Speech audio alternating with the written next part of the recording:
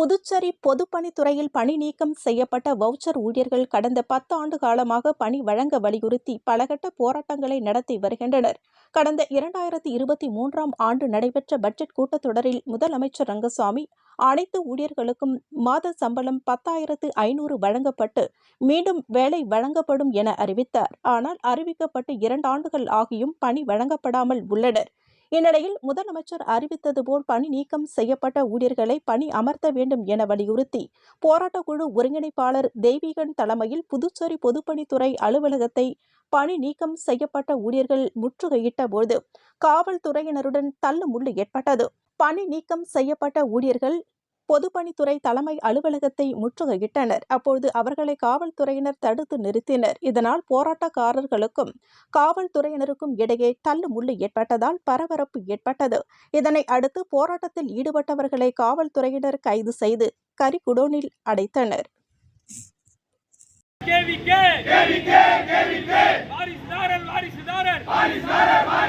பணி நீக்கம் செய்யப்பட்ட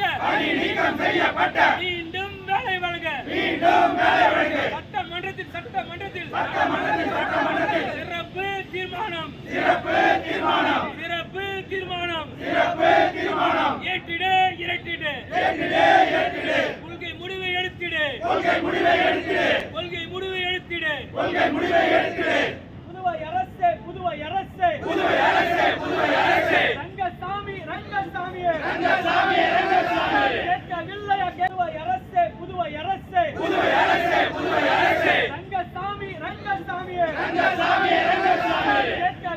கேட்கவில்லையா புதுச்சேரி மைந்தர்களின்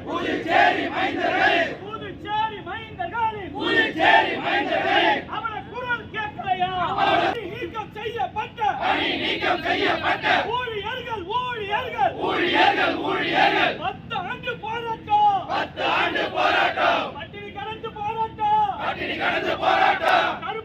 போராட்டம் சட்டி தூக்கும் போராட்டம் கேட்கலையா?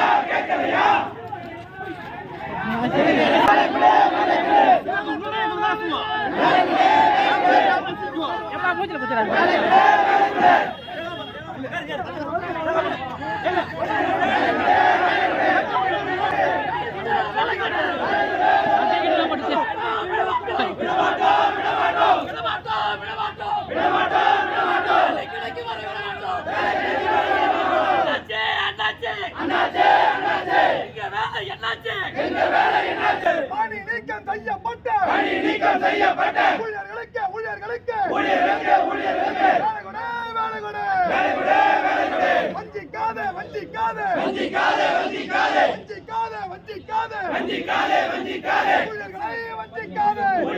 வஞ்சிக்காதே